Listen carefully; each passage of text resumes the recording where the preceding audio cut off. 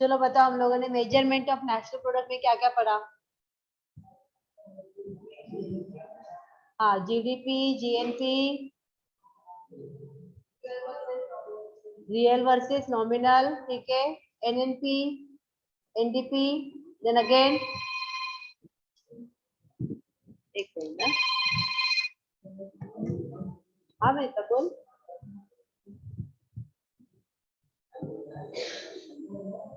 अरे हाँ,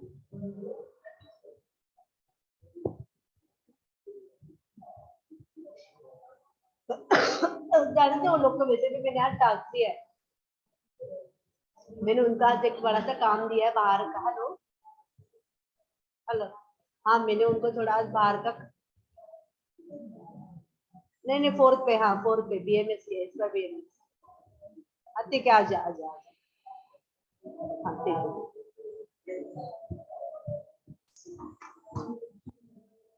याद आ रहा है ना क्या पढ़ा था, या भूल गए? यस,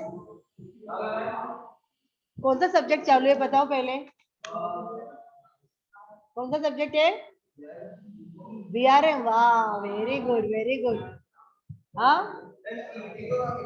इकोनॉमिक्स का सब्जेक्ट है ना, फिर यहाँ से गड़बड़ है, क्या पेपर लिखने वाले तुम लोग? हाँ, नाम भी नहीं याद आ रहा है सब्जेक्ट का। कितने सब्जेक्ट है टोटल तुम लोगों को? हाँ, मुझे पता फर्स्ट बेंचर्स को ही आता है, बाकी लोगों को नहीं आता है नाम। रुको एक minute,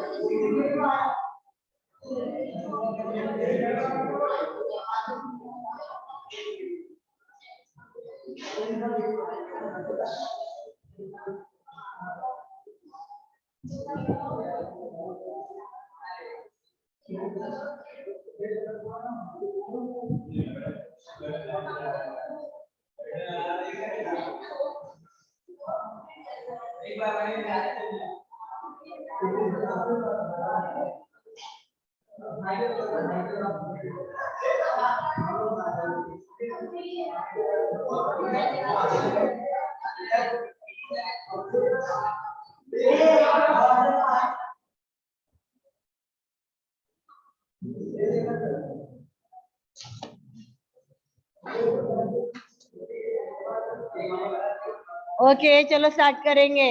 yes. See we are talking about the measurement of national income. ठीक है कि नेशनल इनकम जब मेजरमेंट किया जाता है so which are all three techniques they are using. So we have seen they are using the national income, national expenditure and the national product.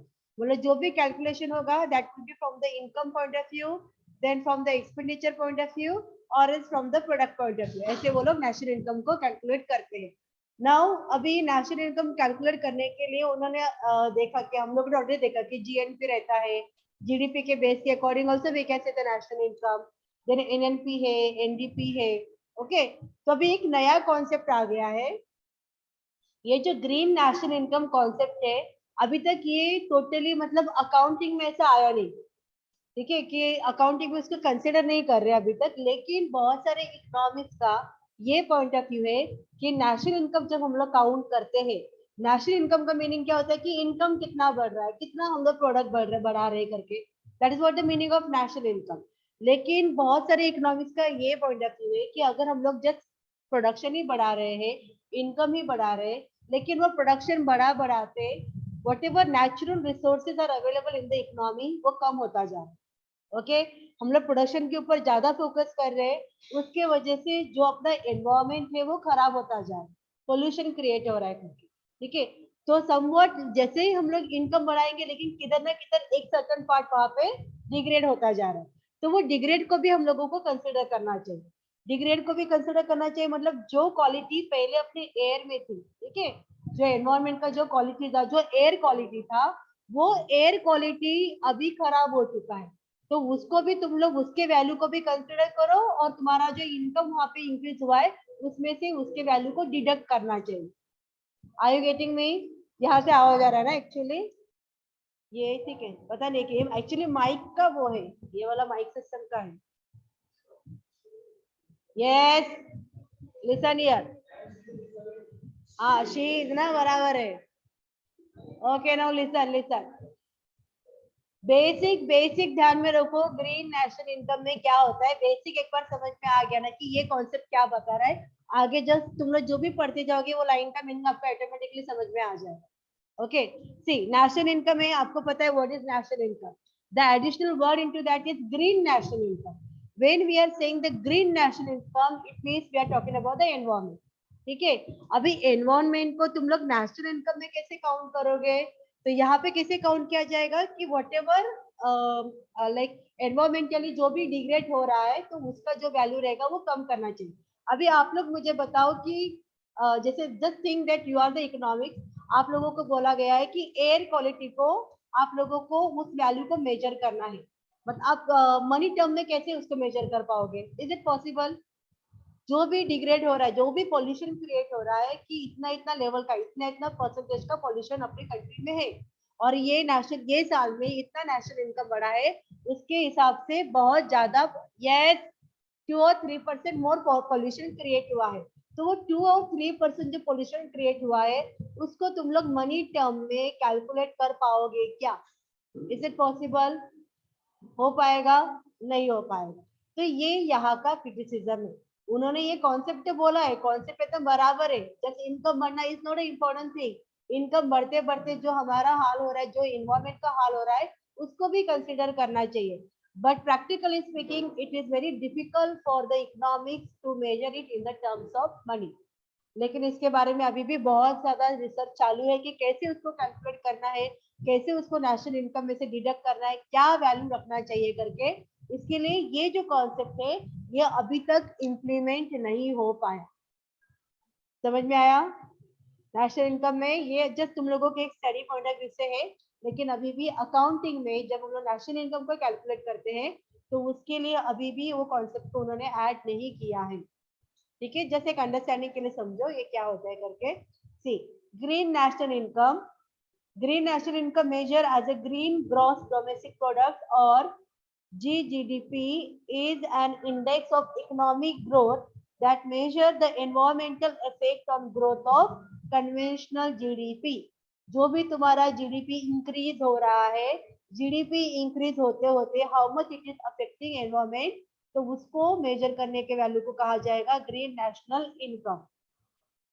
See, it takes into account the environmental impact on a country's economic growth. For example, it measures in terms of money the loss of biodiversity, the cost of climate change, and the pollution in the process of production of goods and services that are accounted for in the calculation of GDP. तो GDP में जब हम लोग national income calculate करेंगे तो वहां पे किन किन चीजों को कंसिडर किया जाएगा? Loss of biodiversity, the cost of climatic change and the pollution. इन सबको, ये सारे फैक्टर्स को वो लोग कंसिडर करने वाले हैं. ठीक है. Then green GDP is conventional gross domestic product figures adjusted for the environmental cost of economic activity as a measure of how much a country is prepared for the sustainable economic development. Okay, when I am saying economic development, तो उसके अंदर क्या क्या चीजें आती है student, बताओ मुझे. इकोनॉमिक डेवलपमेंट अगर मैं ऐसे वर्ड यूज करती हूँ कि देखो we are saying economic growth and economic development, अभी आप लोग मुझे बताओ दोनों में क्या डिफरेंस है? What do you mean by the growth and what do you mean by the development? बताओ बताओ मुझे. मैंने तुम लोगों को ये ऑलरेडी क्वेश्चन किया था, आर यू ग्रोइंग और डेवलपिंग? क्यों डेवलपिंग कहा आप लोगों ने? आपको ग्रोइंग क्यों नहीं कहा? नहीं, क्योंकि वो डेवलप हो रहा है करके उससे बोला रहेगा कि जस्ट ग्रो हो रहा है, ऐसा ऐसा है नहीं. तो मुझे बताओ तुम लोगों के लिए क्या डिफरेंस है? तुम लोगों ने ऐसा क्यों नहीं कहा कि हम लोग ग्रो हो रहे हैं करके? Why you are saying that you are developing? क्या मीनिंग है इसके पीछे? यस, ग्रोथ का मतलब जस्ट एक्सपेंशन, तुम लोग का हाइट बढ़ रहा है, दैट्स इट. तुम्हारा एज बढ़ रहा है, दैट्स इट. ओके, लेकिन जब मैं तुम लोगों को डेवलप कहूंगी तो उसका मीनिंग क्या रहेगा? यस, मतलब तुम लोग का पर्सनालिटी डेवलप हो रहा है, साइकोलॉजी जो तुम्हारा थिंकिंग है वो चेंज हो रहा है, तुम्हारे अंदर स्किल्स आ रहे हैं, तुम लोग एजुकेशनली अपने आप को डेवलप कर रहे हो. बराबर है या नहीं? या जस्ट BMS ले रहे हो, BMS का कुछ नॉलेज नहीं, ऐसा है क्या? देखो उसके लिए भी यस मैम कहा तुम लोगों ने. ठीक है. So you people are completing your BMS and we are expecting like after your third year you should be fully skilled in the managerial skill. देखो स्किल तो मैं नहीं बोल सकती क्योंकि तुम लोगों ने कोई एक्सपीरियंस तो लिया नहीं है एज अ मैनेजर, लेकिन हाँ मैनेजरियल अगर तुम लोग को बनना है मैनेजर तो उसके लिए क्या चीजें रिक्वायरमेंट है, क्या क्या कॉन्सेप्ट उससे रिलेटेड रहते हैं, that you must be knowing. BMS student के लिए इंटर्नशिप रहता है, पता है तुम लोगों को? यस, इंटर्नशिप रहता है. इंटर्नशिप में तुम लोगों को क्या मतलब TY होने से पहले तुम लोगों को किसी ना किसी कंपनी में जॉब करना पड़ता है फ्री में. या पैसा नहीं मिलेगा तुम लोगों को, 2-3 महीने के लिए जॉब करना पड़ता है. And why it is so required? Just to understand practically what kind of a managerial skill, how the work is happening and how to manage the thing. उसके लिए तुम लोग को वो इंटर्नशिप करना पड़ता है. ओके, और उसके लिए मार्क्स रहते हैं. तो यहाँ पे मीनिंग क्या है? देखो तुम लोग को तुम्हारे लिए समझ में आ गया कि तुम्हारा ग्रोथ क्या है और डेवलपमेंट क्या है. But when I am saying about the economic, तो इकोनॉमिक के लिए ग्रोथ एंड डेवलपमेंट क्या रहेगा स्टूडेंट? ग्रोथ मतलब क्या रहेगा? पैसा बढ़ना. बराबर है. कंट्री का नेशनल इनकम बढ़ रहा है, अरे वाह बहुत अच्छी बात है, country national income is increasing. लेकिन अगर वही पैसा कंट्री या फिर गवर्नमेंट लोगों के ऊपर खर्चा नहीं करता है, लोगों के ऊपर खर्चा करना मतलब किसके ऊपर करना चाहिए? फ्री में बांटना चाहिए क्या लोगों को? नहीं. तो क्या वे से उन्होंने देना चाहिए पैसा? यस, हॉस्पिटल्स वहां पे ज्यादा इंक्रीज करने चाहिए. देन अगेन एजुकेशनल फैसिलिटी जो है वो तुम्हें कम खर्चे में अवेलेबल करवा के देनी चाहिए. देन स्पेशलाइजेशन कॉलेजेस रहेंगे वो ओपन करने चाहिए. इंफ्रास्ट्रक्चर के ऊपर खर्चा करना चाहिए. Okay, if these things are happening then we are saying yes the economy is developing. Are you able to understand here? Economy develop होते होते ऐसा नहीं होना चाहिए कि हम लोगों ने इंफ्रास्ट्रक्चर के ऊपर ध्यान दिया लेकिन हम लोगों ने एनवायरमेंट को भुला दिया, वैसे नहीं होना चाहिए. ठीक है, एनवायरमेंट को उसके ऊपर भी ध्यान देना चाहिए. फिर बीच में ऐसा आया था कि हर एक घर के आगे एक तो पेड़ होना चाहिए करके सुना था तुम लोगों ने. ऐसा मुंबई में तो पॉसिबल नहीं है जितना मुझे लग रहा है करके. बट ऐसा रूल बनाया गया था कि हर एक घर के आगे कम से कम या फिर बिल्डिंग रही तो बिल्डिंग के आगे या फिर किसी भी इंडिविजुअल हाउस रहेगा तो उनके घर के आगे एक पेड़ तो लगाना ही है। ठीक है, द रीजन फॉर दैट कि एनवायरमेंट जो अपना डिग्रेड हो रहा है उसको थोड़ा सा इम्प्रूव करना है, उसका जो क्वालिटी है उसको इम्प्रूव करना है घर की। तुम लोग इसके अलावा और क्या ऑप्शन दे सकते हो? तो you are the youth, you are the young generation, आगे जाके तुम लोग कंट्री को चलाने वाले हैं। एम आई राइट और नॉट? नहीं चलाओगे कंट्री को? सी भले तुम लोग एक पोजीशन हैंडल करोगे, मैनेजर का पोजीशन हैंडल करोगे किसी भी कंपनी में, बट फिर भी तुम्हारे अंडर बहुत सारे लोग काम करते रहेंगे, तुम्हारा जो सर्विस रहेगा वो बहुत सारे लोगों को हेल्प करने वाला है। It means you are contributing to the India growth and development. तो समवॉट जब मतलब तुम लोग किसी भी कंपनी के लिए काम करो, लेकिन वो अल्टीमेटली इंडिया के लिए हेल्पफुल रहेगा। भले तुम्हारे लिए सैलरी, तुम्हारे घर में सैलरी आता रहेगा, but still we can say you are contributing for the India. Okay, yes. कोई जरूरत नहीं होती कि प्राइम मिनिस्टर बनोगे या कोई पोजीशन पे आओगे तभी तुम लोग कॉन्ट्रीब्यूट करोगे। हाँ चलो चाय बेचो, अच्छा चाय बेचोगे ऐसा कहा है, is it? Okay, see here. तो यहाँ पे मेन इंपॉर्टेंट क्या होता है कि कैसे भी ग्रीन नेशनल इनकम में एनवायरमेंट खराब नहीं होना चाहिए। This is what their point of view. अभी सस्टेनेबल डेवलपमेंट मतलब क्या होता है कि कंटिन्यूअसली डेवलप होना चाहिए, कंटिन्यूअसली रिसोर्सेज अवेलेबल होने चाहिए। कंटिन्यूअसली रिसोर्सेज अवेलेबल होना मतलब अभी तुम लोग मुझे बताओ कि ऐसा कौन सा रिसोर्सेज है कि जिसका शॉर्टेजेस बहुत ज्यादा हो रहा है इकोनॉमी में, not only in India, everywhere जिसका शॉर्टेजेस बहुत ज्यादा है। और मे भी ऐसे कहा जाता है कि आगे के 50 या 100 सालों में हम लोग को वो दिखेगा भी नहीं। हाँ, कोल के बारे में भी सुना, yes, coal is there. Then again yes, fuel के बारे में ऐसा है, बराबर है, यस। तो ये सब चीजें क्यों, मतलब why it is like why we are not able to see this things like after 50 और 100 ईयर। रीजन इज दैट कि जब भी ये हमारे पास एक्सेस अवेलेबिलिटी में था, at that time we have not used it optimally, मतलब वाइसली यूज नहीं किया। ऑप्टिमली से मैं बेटर बोल सकती हूँ, वाइसली यूज नहीं किया, और इसके लिए उसका भी शॉर्टेजेस क्रिएट हो रहा है। Are you getting me? तो ये सब नहीं होना चाहिए। हमारा जो आगे का जनरेशन है उनको भी ये सब दिखना चाहिए, उनको भी ये सब मिलना चाहिए। And when we are planning in that way, then we are saying we are planning for the sustainable development. Are you able to understand? Yes.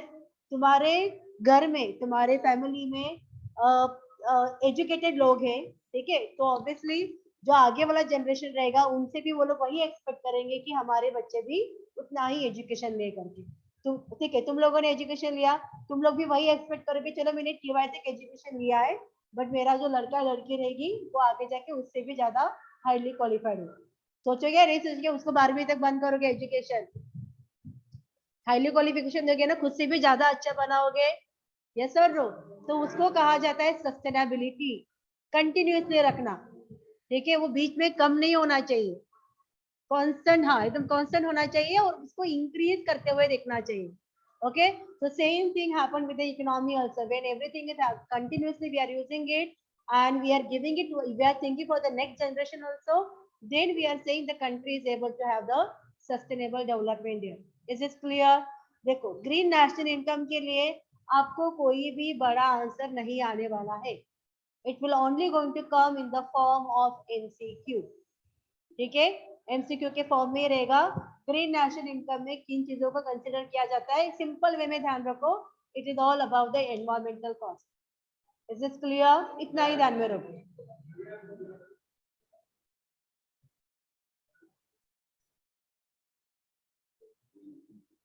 देखो यहाँ पे एक एक हम लोग पढ़ लेते तुम्हारे नॉलेज के लिए कि कैलकुलेशन कैसे करते हैं वो लोग जीडीपी का, ग्रीन जीडीपी का। Yes, see here, physical accounting determines the state, type, and extent of resources over space and time. Both quantitative and the qualitative accounting is done. For example, measuring forest cover and water resources in both quantitative and qualitative terms is a part of natural capital accounting. मतलब यहाँ पे क्या रहेगा, अगर हम लोग पानी की बात करेंगे कि कितना वाटर रिसोर्सेज अवेलेबल है, ठीक है, तो जैसे अगर मुझे ये साल का नेशनल इनकम में ग्रीन नेशनल इनकम को काउंट करना है, उसके हिसाब से मुझे काउंट करना है। तो प्रीवियस ईयर में, प्रीवियस मतलब 2020-21 में कितने वाटर रिसोर्सेज अवेलेबल थे, कितना लेवल का वाटर अवेलेबल था, और अभी का क्या सिचुएशन है करके, ठीक है। तो उसके अकॉर्डिंग वो लोग देखेंगे कि अभी हम लोग लॉस में है या मतलब स्टेबल है या इम्प्रूवमेंट है करके। Are you getting? Then again the forest cover area, कितने फॉरेस्ट अगर मतलब कितना फॉरेस्ट कवर एरिया था और अभी कितना फॉरेस्ट कवर एरिया अवेलेबल है, तो उसके अकॉर्डिंग वो लोग फिजिकल अकाउंटिंग करते हैं। नेक्स्ट ईयर मॉनिटरी वैल्यूएशन, अभी मनी वैल्यूएशन कैसे करेंगे। मैंने जिसको आपको पूछा कि मनी वैल्यूएशन कैसे किया जाएगा, ये जो लॉस है दैट वी कैन सी, लेकिन उसको हम लोग कैसे वैल्यू कैलकुलेट करेंगे कि ये कितना वर्थ है करके। So we'll see here how they are calculating here. Monetary valuation of the natural capital is the next process. It is often a difficult process because many components of natural capital are not traded. Yes, for example, how does one put the monetary value to the biodiversity existing in mangroves located in urban areas? ठीक है, you know all like what is mangroves करके पता है तुम लोगों को mangroves क्या रहता है? यस, मैंग्रोव नहीं सुना कभी? अच्छा, तुम लोगों ने कभी मानकुर या वाशी के बीच में कभी ट्रेन से ट्रैवलिंग किया है? यस, तो वहां पे जो समंदर मतलब वो खाड़ी, जनरली बिहार से वाशी से खाड़ी मराठी में, ओके। तो जो खाड़ी रहते हैं वहां पे बाजू में जो पेड़ दिखते हैं, देखा है तुम लोगों ने? हाँ, उसको कहा जाता है मैंग्रोव, ठीक है, वो मैंग्रोव है। अभी मैं आपको बोलूं, ये अगर मैंग्रोव को पूरा कट किया जाएगा, कट किया जाएगा मतलब आप लोगों ने पता रहेगा कि न्यू पनवेल साइड में नवी मुंबई का एयरपोर्ट बन रहा है, करेक्ट। तो वहां पे वो दैट वाज टोटली मतलब पूरा वो वहां पे खाड़ी था, समुंदर ही था, ठीक है। उन्होंने वहां के पूरे मैंग्रोव को कट करके रखा हुआ है, और वो मैंग्रोव कट करने के बाद में पूरा प्लेन करके रखा हुआ है। अभी मैंग्रोव का क्या हेल्प होता है, अगर जो अभी वाशी के यहाँ पे जो मैंग्रोव है उसको अगर कट करेंगे, जैसे उसको कट किया जाएगा, नेक्स्ट रेनी सीजन में देखना ये पूरा नवी मुंबई डूब जाएगा, बिकॉज मैंग्रोव क्या करता है, कंट्रोल करता है। इवन उतना ही नहीं, गवंडी के साइड में भी जो हाईवे है वहां से भी दिखना स्टार्ट होता है वो मैंग्रोव करके। बस स्टॉप के पीछे ही अगर आप लोग देखोगे कि एकदम कीचड़ कीचड़ रहेगा और उसके अंदर वो पेड़ रहते हैं, तो वो क्या काम करते हैं, वो कंट्रोल करते हैं, जो पानी रहता है उसको बाहर नहीं आने दे रहे। Are you getting me? अगर उसको तोड़ देंगे तो पानी कैसे कंट्रोल में रहेगा, वो पानी पूरा बाहर आ जाएगा। और इजीली अगर जरा भी कैसे भर्ती भर्ती पता रहेगा ना तुम लोग को, मराठी में मुझे पता है भर्ती ओवरटी करके, यू नो द भर्ती मीनिंग, मतलब जब समंदर का पानी एक टाइम पे बहुत आगे आता है और एक टाइम पे बहुत पीछे चला जाता है पूरे दिन में, व्हाट यू से, लाइक हिंदी में तुम लोग क्या बोलते हो उसको? भर्ती बोलते हैं। यस, तो जब वो पानी आ जाता मतलब जब वो टाइम रहेगा तो इमिडिएटली पूरा जो नवी मुंबई साइड है, इवन ये साइड है, पूरा वाटर लॉगिंग वहां पे हो जाएगा। वैसे भी ऑलरेडी वाटर लॉगिंग होता ही मुंबई में, तभी तो वो भी होगा नहीं, उससे ज्यादा ही कुछ ज्यादा बड़ा सिनेरियो हो जाएगा। Are you getting me? लेकिन मैंग्रोव वो लोग कट कर रहे हैं, वहां पे एयरपोर्ट बना रहे हैं, चलो अच्छी बात है, एयरपोर्ट आ गया, इंफ्रास्ट्रक्चर बढ़ गया, लेकिन एनवायरमेंट वहां पे खराब हुआ। यस, तो उसका वैल्यूएशन कैसे हो पाएगा? वी कैन नॉट से, मॉनिटरी वे में हम लोग नहीं बता पाएंगे कि वो कितना नुकसान देगा आगे जाके। I getting me? ये किसने विसलिंग किया, ये फोन का था या बाहर से था या तुम लोगों की अलग से था? क्या था? अच्छा, ओके, समझ में आया आपको मॉनिटरी वैल्यूएशन? तो उन्होंने क्या कहा है यहाँ पे, मॉनिटरी वैल्यूएशन पॉसिबल है क्या? नहीं है, ठीक है। एंड देन ठीक है, देखो यहाँ पे कैसे ग्रीन जीडीपी को कैलकुलेट किया उन्होंने, GDP minus cost of net natural capital consumption. लेकिन यहाँ पे we can not even evaluate the cost, how much it is the cost. Is it clear? तो इसका फॉर्मूला आपको नहीं पूछा जाएगा, जस्ट आप लोगों के नॉलेज के लिए ध्यान में रखना है ग्रीन नेशनल इनकम मतलब क्या रहेगा। यस, नेक्स्ट है यहाँ पे national income and the economic welfare.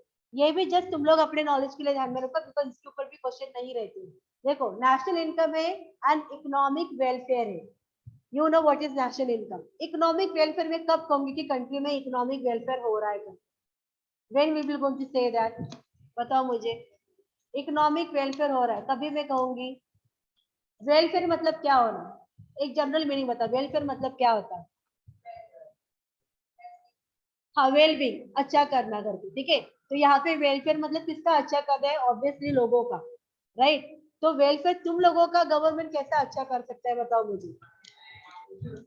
Financial वे से, वेरी गुड। तो फाइनेंशियल में क्या देना चाहिए उन्होंने तुम्हें? एजुकेशन के लिए क्या देना चाहिए? स्कॉलरशिप देनी चाहिए, वेरी गुड। नेक्स्ट, सब्सिडीज किसके लिए देना चाहिए? सब्सिडी जनरली हम कभी यूज करते, ये वर्ड कब आता है सब्सिडी? जब तुम्हें कोई लोन या कुछ money come rate of interest पे मिलता है, ठीक है, दैट इज सब्सिडी। तो तुम लोग को सब्सिडीज कब देना चाहिए उन्होंने? अगर तुम्हें कोई बिजनेस स्टार्ट करना है तो, अगर तुम्हें कोई एजुकेशन लोन लेना है तो सब्सिडीज प्रोवाइड करनी चाहिए। Am I right? So this way. Otherwise also मुझे बताओ कि प्राइवेट सेक्टर में जो लोग जॉब करते हैं उनको पेंशन अवेलेबल होता है क्या? यस और no? Yes, yes they are getting pension. लेकिन वो पेंशन क्या रहता है, कितना अमाउंट का रहेगा? गवर्नमेंट से कंपेयर करके तो ज्यादा अमाउंट का रहेगा क्या? नहीं। पेंशन भी कब मिलेगा? अगर आप लोग जॉब पे लगते हो और आपका पीएफ डिडक्ट होता है, तभी आप लोग पेंशन के लिए एलिजिबल होते हो। मतलब किसी भी कंपनी में देखो, कैलकुलेशन करना सीखो। जब तुम लोग टीवाई के बाद में जॉब पे लगोगे, 15,000 सैलरी रहेगा। कोई एक बोलेगा कि तुम्हें टोटली इन हैंड 15,000 मिलेगा, कोई बोलेगा नहीं डिडक्ट करके तुम लोगों को 15,000 सैलरी बोले, लेकिन डिडक्ट करके तुम लोग को 13,000 मिलेगा। तो वो डिडक्शन क्या है वो पूछ लेने का, ठीक है? तो डिडक्शन में अगर वो बोलते हैं कि नहीं पीएफ कॉन्ट्रीब्यूशन रहेगा, तो वो वाला जॉब लेना ज्यादा बेटर रहेगा। क्यों? अगर तुम लोगों को इमीडिएटली टीवाई के बाद में आप जॉब पे लगते हो, तो आपका पीएफ डिडक्शन वाला जॉब अगर आपको मिलता है, मतलब जिस आपकी सैलरी में से पीएफ अगर डिडक्ट होता है, तो वो वाला जॉब, वही जो पीएफ नंबर रहेगा, आपको क्या करना है, वही कंटिन्यूसली यूज करना है। भले आप 1-2 साल के बाद वो कंपनी छोड़ दोगे, लेकिन जो नए कंपनी में जाओगे उनको रिक्वेस्ट करना कि मुझे यही पीएफ नंबर देना है करके। क्यों आपको वही पीएफ नंबर चाहिए? बिकॉज जो पेंशन अमाउंट रहता है वो उसके अंदर इंक्रीज होता रहता है। आपको समझ में आ रहा है? बिकॉज जॉब छोड़ने के बाद में आप पीएफ का अमाउंट ले लेते हो, लेकिन पेंशन अमाउंट आपको नहीं मिलता है, ठीक है? पेंशन अमाउंट के लिए एक particular like 5 year 6 year complete होनी चाहिए, उसके बाद में आपको पेंशन अमाउंट भी निकाल सकते हो, ठीक है? तो आपको ऐसा लगता है कि नहीं मेरे मतलब अगर मुझे कुछ इन्वेस्टमेंट हो जाता है तो मेरे फैमिली को एटलीस्ट अच्छा पेंशन मिलना चाहिए, तो हमेशा ट्राई करना कि जो एक पीएफ नंबर आप लोग स्टार्टिंग में निकालोगे, पीएफ अकाउंट नंबर, उसको कंटिन्यूसली यूज करोगे, तो थोड़ा पेंशन अमाउंट भी तुम लोगों का ज्यादा रहता है। ज्यादा मतलब एकदम ज्यादा नहीं रहता, 10,000 15,000 से कभी उतना नहीं मिलता है। अगर आपका 40,000 सैलरी रहेगा, तो आपके फैमिली को पेंशन मिलेगा उसके लिए 1,500 या 2,000 रुपये, उतना है। अगर 50,000 है, 60,000 सैलरी है, तो वहां पे 2,500 या 3,000 रुपये पेंशन मिलता है। लेकिन जितना भी हो एटलीस्ट वो थोड़ा बहुत सही, वो तो उतना हेल्पफुल रहेगा उनके लिए, इजंट इट? तो इसके लिए ट्राई करना कि पीएफ में हमेशा वही जॉब को प्रिफर करना है कि जो तुम्हारा पीएफ डिडक्ट करता है। क्यों? बिकॉज इवन तुम्हारा तो पैसा उसके अंदर जाता ही है, प्लस वो जो एम्प्लॉय रहता है उनको भी कंट्रीब्यूशन देना पड़ता है, वो मैंडेटरी होता है उनके लिए, ठीक है? तो सीटीसी पता है ना तुम लोगों को? कभी ये वर्ड सुना है कि मेरा सीटीसी इतना है करके? यस। देखो, एक रहता है कि तुम्हारा ग्रॉस सैलरी क्या है करके, सैलरी कितना लेते हो करके, वो एक रहता है। और सीटीसी का मीनिंग रहता है cost to the company. Cost to the company मतलब तुम लोग को बोलने के लिए बोलेंगे कि तुम्हें तुम्हारा एनुअल सैलरी रहेगा टोटली, तुम लोग को 4 लाख का पैकेज मिल रहा है, ऐसा बोलेंगे वो, ठीक है? लेकिन वहां पे और एक क्लियर स्पेसिफिकेशन दिया जाएगा। Cost cost to the company रहेगा ऑलमोस्ट 5 लाख रुपए। मतलब आपको बोला गया कि 4 लाख रुपए सैलरी मतलब एनुअल सैलरी रहेगा, लेकिन सीटीसी में दिखाएंगे 5 लाख रुपए। तो ये सीटीसी में 5 लाख मतलब क्या आ गया? ये 1 लाख तुम लोग को तो नहीं मिल रहा है, तो किधर जा रहा है? ये एक्चुअली होता है कि इवन अगर तुम्हारा पीएफ डिडक्ट होता है, तो उसके अंदर तुम्हारा जो एम्प्लॉय रहता है वो भी तुम्हारे अकाउंट में पैसा डालता है, ठीक है? जैसे फॉर एग्जाम्पल अगर 1,800 रुपया तुम्हारा पीएफ डिडक्ट हुआ, तो उसके अंदर एम्प्लॉय भी 1,800 रुपया तुम्हारे अकाउंट में डालता रहता है, तो तुम्हारा उतना सेविंग बढ़ता रहता है। तो वो उनके लिए क्या हो गया? कॉस्ट हो गया ना तुम्हारे वजह से। यस और नो? नेक्स्ट रहता है कि बहुत सारी कंपनीज इंश्योरेंस देते हैं, तो वो लोग को इंश्योरेंस का भी आपके लिए अमाउंट पेमेंट करना पड़ता है, तो वो भी वहां पे कैलकुलेट किया जाता है। Are you getting me? तो ये डिफरेंस होता है सीटीसी में और एनुअल सैलरी में। तो ये ध्यान में रखना, अगर वो लोग सीटीसी ज्यादा बता रहे तुम लोगों को, तो ठीक है सीटीसी इतना है तो कहाँ कहाँ पे पैसा जा रहा है करके वो थोड़ा एक बार पूछ लेने का। किसको पूछने का? आइदर अकाउंटेंट को या फिर एचआर मैनेजर, उनको डिटेलिंग रहता था। Are you getting me? So economic welfare मतलब क्या होता है? जैसे मैंने अभी आपको आप लोगों ने बताया कि स्कॉलरशिप मिलना चाहिए मैम, सब्सिडीज मिलना चाहिए. With that you should also able to get the PF का जो सोशल बेनिफिट है वो आप लोगों को मिलना चाहिए. इतना ही नहीं, अगर आपका पीएफ डिडक्शन है और वहां पे आप ईडीएलआई, ये ध्यान में रखो, ईडीएलआई करके रहता है, एक इंश्योरेंस रहता है.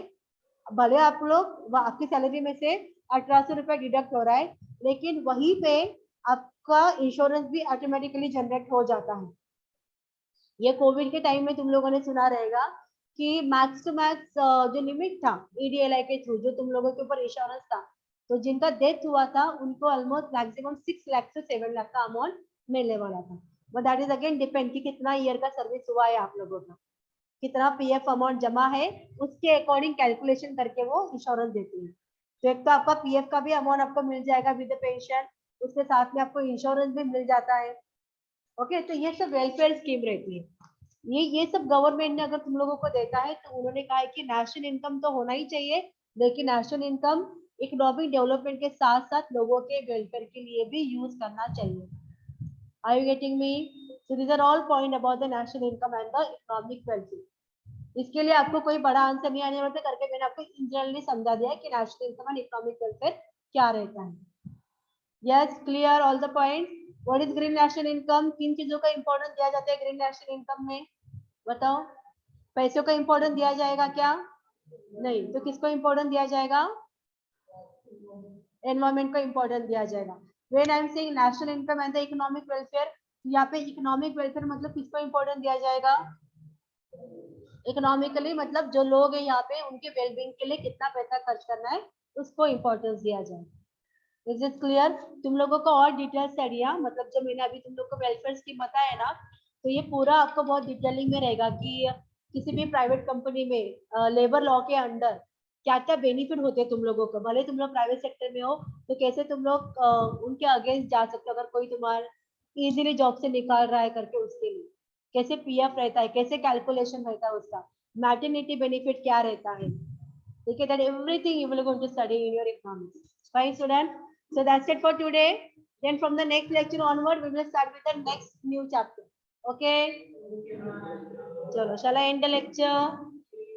मैंने ऑनलाइन स्टूडेंट ने कुछ रिस्पॉन्ड ही नहीं किया. Yes online student? Yes, ma'am. Okay Yes, ma'am. Yes, ma'am. Okay बेटा. चलो, कौन मुझे यहाँ पे अटेंडेंस दे रहा है ऑनलाइन पे? Who is sending me always?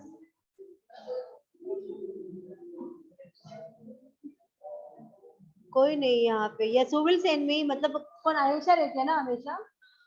Ayesha देंगे लेकिन आज. Who will send me? कौन करेगा? Junaid? Junaid? Yes Junaid, can you send me? अच्छा, मार्केटिंग का है Junaid. Yes Junaid, can you hear me? Yes, ma'am. Attendance is done. Okay, done ना. ओके, चलो, shall I end the lecture student? Yes, ma'am. Okay, bye. Yes, ma'am. Okay, bye.